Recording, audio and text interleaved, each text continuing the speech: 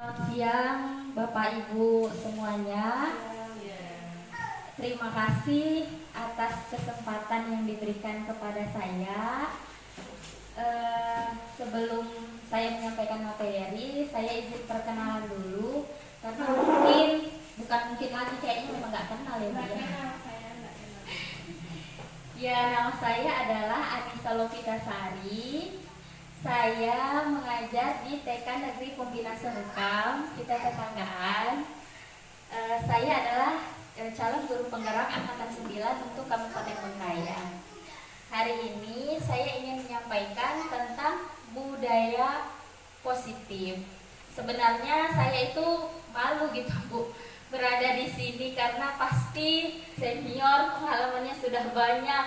Dan di depan saya itu pasti jauh lebih hebat daripada saya. Jadi kita sharing aja ya Bapak Ibu ya, kita sharing. Sebelum saya sampai ke materi saya mau main-main sebenarnya apa yang saya katakan. Jangan lakukan apa yang tidak saya katakan. Nama saya Anissa. Bapak Ibu lakukan apa yang Anissa katakan. Saya kasih contoh. Anissa bilang angkat tangan kanan. Ya, Anissa bilang angkat tangan kanan. Turunkan. Yang konsentrasi hanya Pak Tony. Lakukan apa yang Anissa katakan. Anissa bilang angkat dua tangan. Anissa bilang turunkan. Anissa bilang pegang mata. Alis? Kurang konsentrasi. Cluenya adalah jadi jangan langsung pegang. Iya, cluenya materi tentang budaya positif. Bicara tentang budaya positif, apa yang ada di benak Bapak Ibu sekalian tentang apa sih budaya positif itu? Kira-kira apa sih Bapak Ibu? Pasti maksudnya hal ini bukan sesuatu yang baru gitu kan, udah sering lah kita dengar gitu kan. Budaya positif itu sering lah kita dengar, mungkin kita pun melakukannya gitu. Tapi apa sih budaya positif itu? Ada yang mau memberikan tanggapannya? Jangan ngantuk. Ya, budaya positif itu adalah segala sesuatu hal baik atau hal positif yang bisa kita terapkan dan menjadi suatu kebiasaan. Itulah yang disebut dengan budaya positif. Di modul ini teorinya agak panjang, agak banyak. Nih, ada beberapa hal yang ada keyakinan kelas, kebutuhan dasar manusia, posisi kontrol, dan segitiga restitusi. Sebelum kita masuk ke disiplin positif, saya mau ke keyakinan kelas dulu. Kita kan sekarang kurikulum merdeka ya Bapak Ibu ya? Iya. Pasti ada dong pasti di kurikulum merdeka itu tentang keyakinan kelas. Apakah Bapak Ibu sudah menerapkan keyakinan kelas itu di kelasnya Bapak Ibu sekalian semuanya? Apa sih keyakinan kelas itu? Kira-kira ada yang bisa memberikan tanggapan tidak?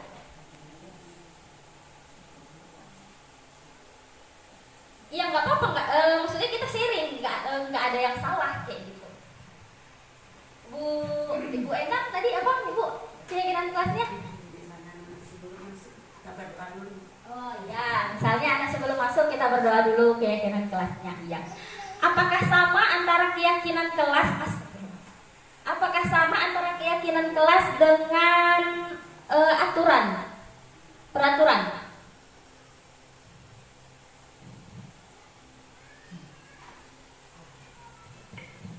kelas. Ya. Sebelum masuk anak tunggu sampai. Keyakinan kelas itu apakah sama dengan peraturan?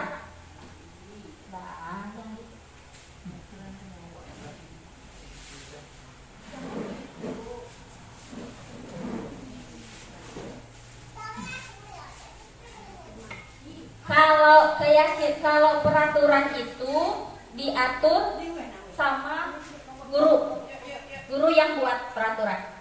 Kalau keyakinan kelas itu dibuat bersama dengan siswa. Jadi kita tanya dulu, kita mau buat keyakinan kelas apa? Di keyakinan kelas itu harus ada nilai kebajikannya. Harus ada nilai kebajikan. Misalnya, datang tepat waktu. Datang tepat waktu, nilai kebajikannya apa? Disiplin, tanggung jawab. Nah, keyakinan kelas selanjutnya apa? Menggunakan seragam sekolah sesuai dengan harinya, kan? Atau melaksanakan piket. Nah, itu keyakinan kelas. Iya, sesuai dengan jadwalnya. Nah, ketika keyakinan kelas itu dilanggar, nah nanti kita masuknya ke teori motivasi, hukuman, penghargaan, dan restitusi. Nah, di sini disiplin positif dan nilai-nilai kebajikan universal. Ada beberapa miskonsepsi di antara guru. Makanya muncullah teori kontrol dari Dr. William Glasser. Miskonsepsi orang murid. Ketika murid kita rasa itu bisa terkontrol, itu bukan karena kita mampu mengontrolnya, tapi karena dia izinkan kita mengontrolnya. Kalau dia tidak izinkan, mau bagaimanapun kita tidak akan bisa mengontrol itu murid. Teori ilusi yang kedua adalah bahwa semua penguatan positif efektif dan bermanfaat. Tidak semua penguatan positif itu efektif dan bermanfaat. Tapi kan penguatan positif itu baik.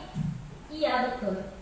Tapi ada beberapa anak yang hanya mau melakukan sesuatu karena ini tadi penguatan positif, misalnya pemberian hadiah.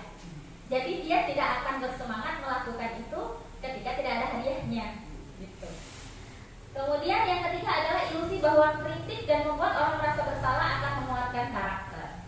Jadi kadang kita merasa kalau kita kasih tahu nih anak ini bakalan berubah, padahal perubahan itu hanya akan terjadi dari dalam dirinya, gitu. Kemudian yang terakhir adalah ilusi bahwa orang dewasa berhak untuk memaksa. Ini sering kali terjadi. Kita sebagai guru, tentu kita sebagai orang dewasa, kadang kita itu tanpa kita sadari, kita itu sering memaksa anak didik kita untuk ikut apa yang kita mau, gitu, tanpa melihat kebutuhan murid kita sendiri.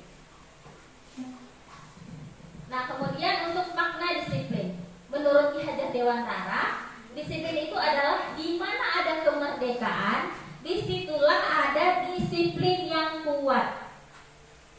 Disiplin yang dimaksud adalah di sini disiplin yang bersih luar. Ketika kita tidak mampu, barulah itu dilakukan oleh orang luar. Jadi misalnya kayak ini, guru-guru kan, ketika dia tidak mampu mendisiplinkan dirinya, maka ada kepala sekolah yang mengingatkan, ibu ini loh aturannya, gitu. Tapi itu udah termasuk disiplin dari luar, bukan dari diri sendiri lagi. Jadi ketika misalnya ini, kita kan dituntut buat SPP ya, Bapak Ibu ya. Ketika kita nggak diperiksa, yang penting itu tugasku, kulakukan. Nah, itulah dia disiplin. Kayak gitu, iya, tanggung jawab, kayak gitu. Dari diri kita sendiri. Kemudian merdeka. Merdeka menurut Ki Hajar Dewantara adalah merdeka itu jamuannya nora mulepasing pangreh ning uang kuat kuasa aman diri priyangga. Merdeka itu artinya tidak hanya lepas dari perintah, akan tetapi juga cakap untuk memenuhi positif, kebajikan universal. Ini adalah tujuan akhirnya, profil pelajar Pancasila. Mungkin kalau saya ngomongin ini ya Bapak Ibu di sini udah lebih ini tentang profil pelajar Pancasila ini, karena kan kita lagi gencar-gencarnya tentang kurikulum merdeka, belajar tentang profil pelajar Pancasila. Nah, di sini kita sebagai guru itu seringkali tidak sadar kita melakukan hukuman. Di sini ada teori motivasi, hukuman dan penghargaan restitusi. Di sini terbagi menjadi, kira-kira Bapak Ibu di sini bisa nggak kasih gambaran ke saya apa sih bedanya antara hukuman, konsekuensi dan restitusi itu? Ada yang mau jawab? Hukumannya, misalnya anak dan PR ya kita sudah apa gitu. Oh ya. Ketika anak tidak mau mengerjakan PR, disuruh pungut sampah, itu hukuman. Ya. Kalau konsekuensi? Konsekuensi dia nilainya bagus, dan tanggung jawab dengan apa yang kita berikan terus ada dia itu konsekuensinya. Oh, itu konsekuensi. Kalau restitusi?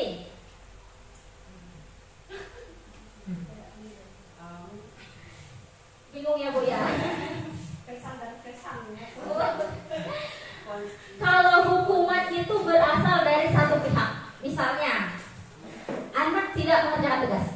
Nah, kamu tidak mengerjakan tugas, kamu dihukum membersihkan sampah, itu hukuman.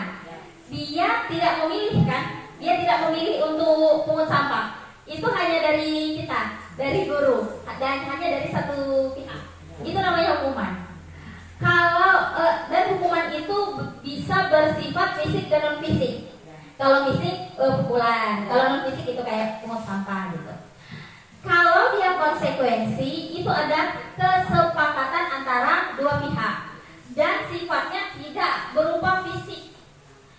Jadi kalau konsekuensi misalnya kamu tidak mengerjakan tugas, konsekuensinya kamu sepulang sekolah tidak kamu kerjakan. Itu konsekuensinya. Kalau restitusi itu ada timbal. Kira-kira bukan konsekuensi. Apa ya? Ketika kamu berkelahi nih, apa yang bisa kamu perbaiki dari apa yang kamu lakukan tadi?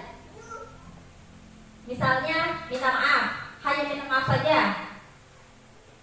Kan dua-duanya dirugikan nih, si A dan si B. Nah, apa?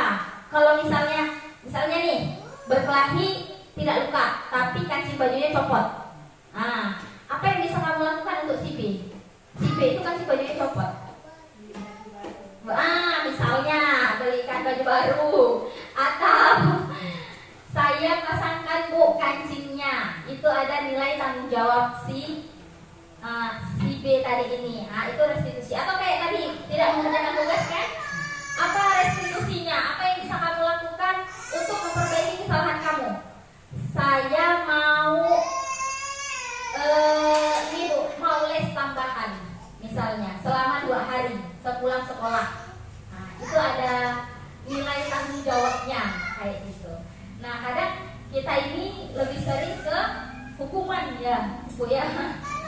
Sama sih. Iya, itu sebenarnya kalau yang sebaiknya sih tidak. Tapi sebenarnya itu kondisional. Karena kadang ada kalanya anak-anak itu tidak mau dengar kalau tidak dihukum gitu ya. Bu ya. Jadi kondisional. Kalau saya kasih beberapa contoh, Ibu tebak ya, itu hukuman, konsekuensi atau restitusi. Kalau misalnya kamu datang telat, lari keliling lapangan, hukuman, konsekuensi atau restitusi? Hukuman. Kalau misalnya kamu tidak mengerjakan tugas, catat ini di 1 lembar, satu halaman. Kamu harus menulis 1 halaman. Hukuman, konsekuensi atau restitusi? Iya, betul, hukuman. Terus kalau misalnya kamu ini ujian, kamu datang telat. Kamu telat 15 menit, berarti kamu nanti keluarnya lebih lama 15 menit. Itu termasuk apa? Konsekuensi. Sana dulu. Nih, kebutuhan dasar manusia. Yang pertama ada kebutuhan untuk bertahan hidup. Yang kedua kasih sayang dan rasa dicintai. Yang ketiga kebebasan. Yang keempat kesenangan. Dan yang terakhir penguasaan. Jadi kita sebagai guru itu harus dituntut untuk memahami ini 5 kebutuhan dasar ini. Karena belum tentu anak itu nakal karena memang dia nakal, tapi ada kebutuhan dasar yang tidak kita penuhi. Misalnya pembelajaran itu terlalu monoton, terus dia ribut. Kita kan otomatis emosi. Padahal kita tidak memenuhi kebutuhan dasar apa? Kalau seperti contoh tadi, pembelajarannya monoton, terus dia ribut. Kita tidak memenuhi kebutuhan dasar apa?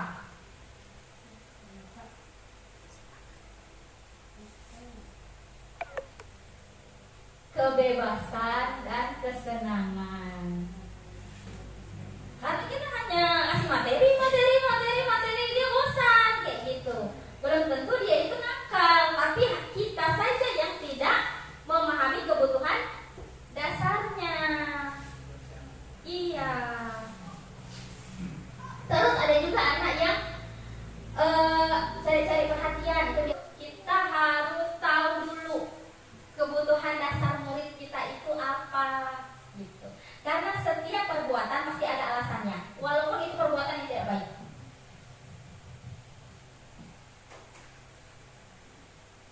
Nah, ini adalah 5 posisi kontrol guru. Yang pertama adalah posisi penghukum. Yang kedua, pembuat merasa bersalah. Yang ketiga, teman. Yang keempat, pemantau. Yang kelima, manajer. Kira-kira materi ini sudah pernah dapat belum Bapak Ibu? Sudah ada yang bisa ini enggak? Sebenarnya 5 posisi kontrol ini perlu. Tapi kalau dalam teorinya, yang 2 ini penghukum dan pembuat merasa bersalah ini adalah posisi kontrol negatif. Saat teman, pemantau, manajer itu adalah posisi kontrol yang positif. Kalau penghukum seperti yang tadi sudah kita jelaskan, yang penghukum misalnya aturan harus menggunakan sepatu warna hitam, dia pakai sepatu warna coklat. Silahkan kamu lepaskan sepatumu. Itu penghukum. Terus kalau pembuat merasa bersalah, itu contohnya gini. Ya ampun, kamu kenapa kok pakai sepatu warna coklat? Ibu ini loh wali kelasmu. Nanti ibu yang ditegur sama kepala sekolah kalau kamu melakukan ini. Kamu gak kasihan sama ibu? Nah, itu posisi pembuat merasa bersalah.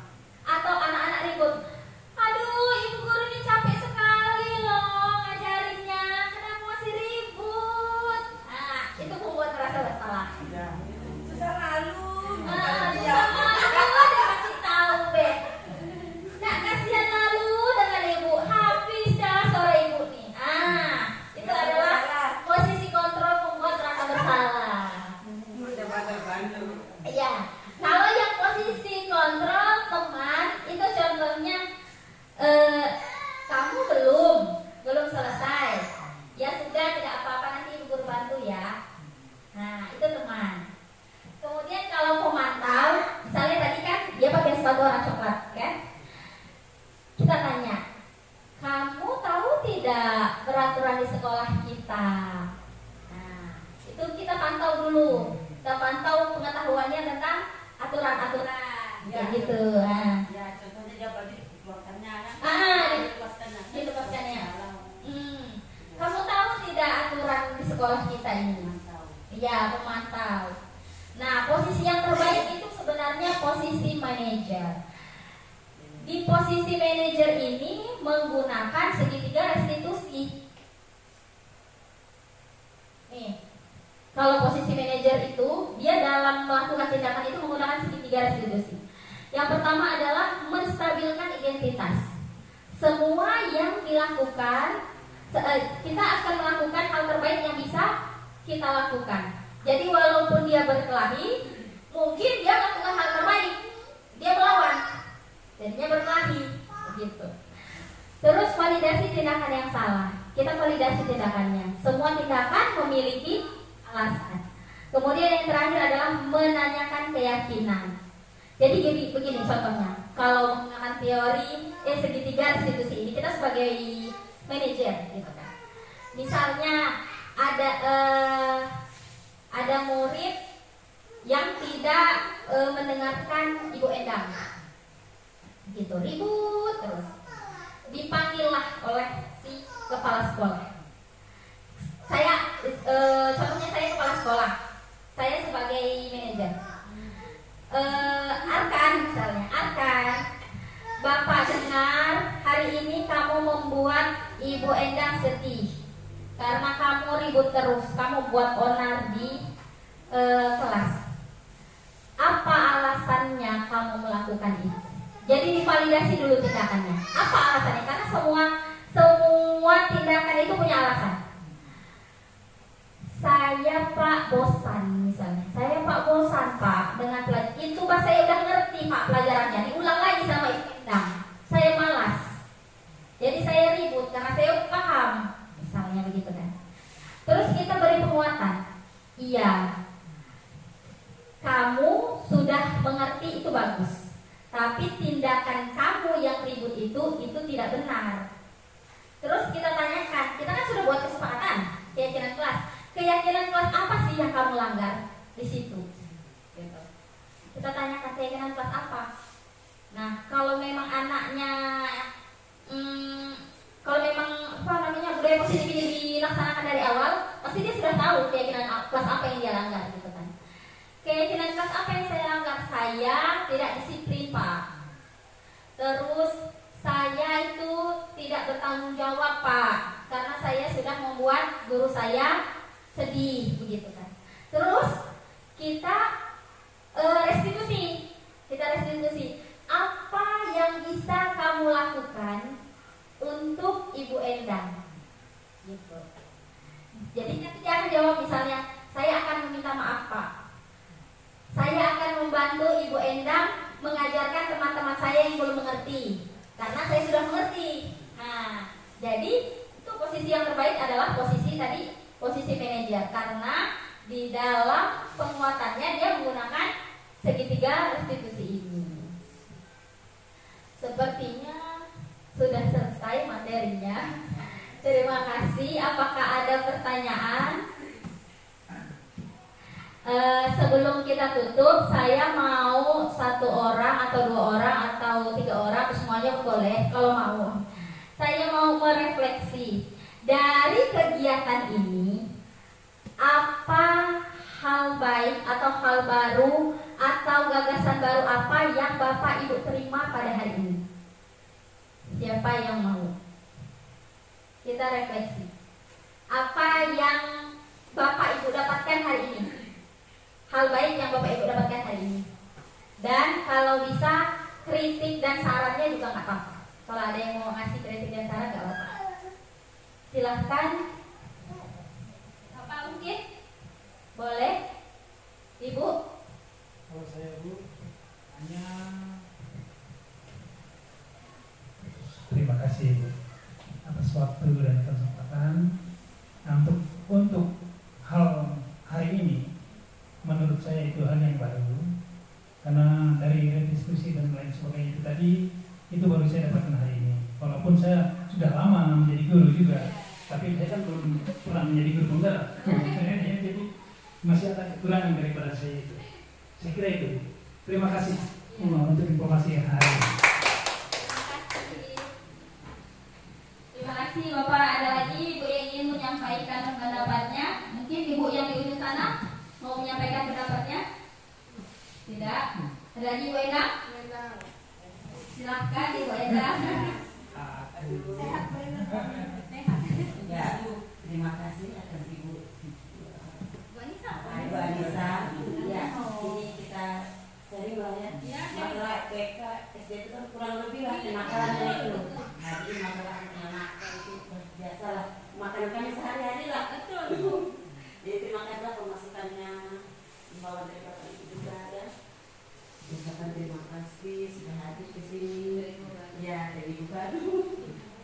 beban untuk kami juga yang tadi kami tak ngerti sedikit ya ada juga masukan ke kami ya itu saja.